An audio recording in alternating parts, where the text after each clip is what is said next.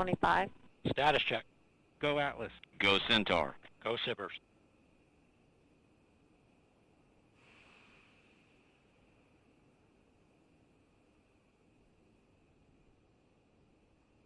T-minus 10, 9, 8, 7, 6, 5, 4, 3, Atlas ignition, 2, 1, and liftoff. Liftoff, the United Launch Alliance Atlas V rocket with the 5th space-based infrared system satellite for the United States Space Force.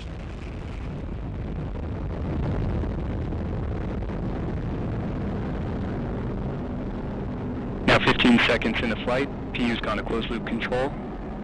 Engine operating parameters continue to look good. You are hearing the voice of Patrick Moore providing launch vehicle ascent data.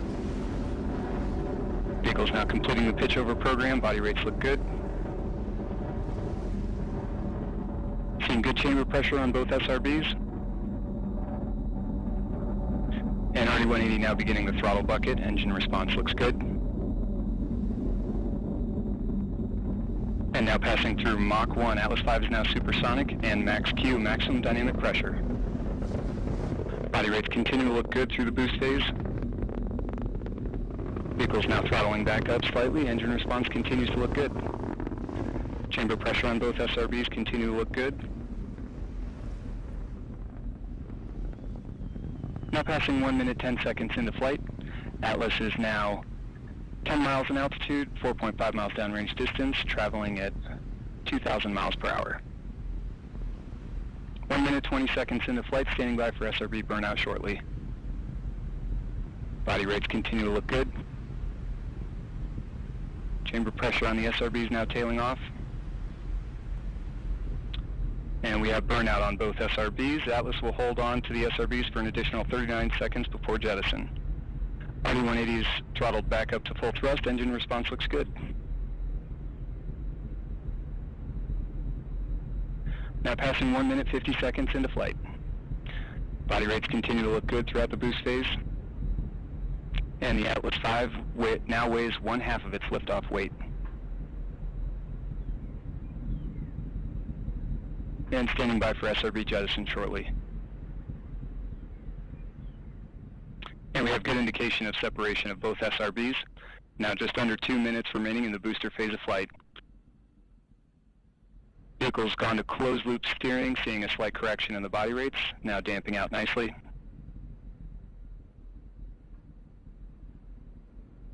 RD-180 engine operating parameters continue to look good. RD-180 throttling down slightly now as expected.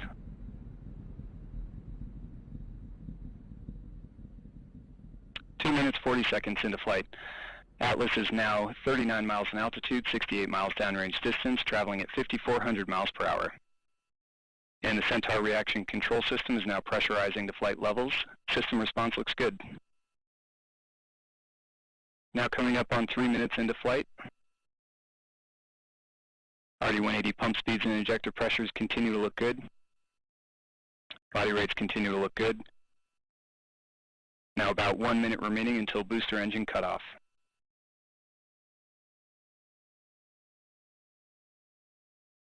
Pump speeds and injector pressures on the RD-180 continue to look good throughout the boost phase.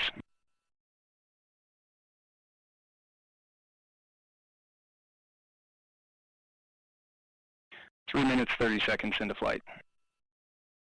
Atlas is now 56 miles in altitude, 160 miles downrange distance, traveling at 9,000 miles per hour.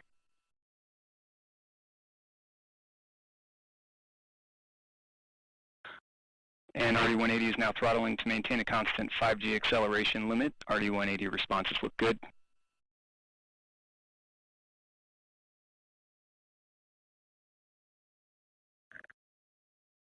And Centaur's begun the boost phase chill down sequence. RD-180 now going to 4.6G throttle limiting, standing by for BECO. And we have BECO booster engine cutoff, standing by for stage set. And we have good indication of stage separation. We have pre-start on the RL-10, standing by for ignition. We have ignition and full thrust on the RL-10. Chamber pressure looks good. Body rates look good. And we have good indication of payload fairing jettison. This first burn of today's mission will last approximately 10 minutes, 30 seconds. RL-10 engine operating parameters look good. Body rates have damped out nicely from the startup transients.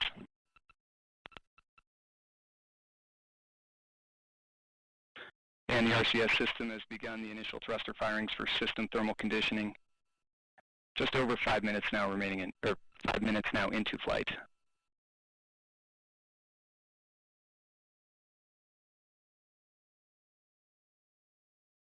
RL-10 chamber pressure looks good. Body rates continue. This is Atlas Mission Control at T plus 5 minutes, 20 seconds. Patrick Moore just confirmed successful completion of the early phase of today's flight, and all systems continue to operate nominally. The mission is currently in the first Centaur engine burn. Our next event, Centaur main engine cutoff, will occur in approximately 10 minutes. Lockheed Martin builds the SBIRS satellites for the U.S. Space Force. Here's a video highlighting the power of these satellites.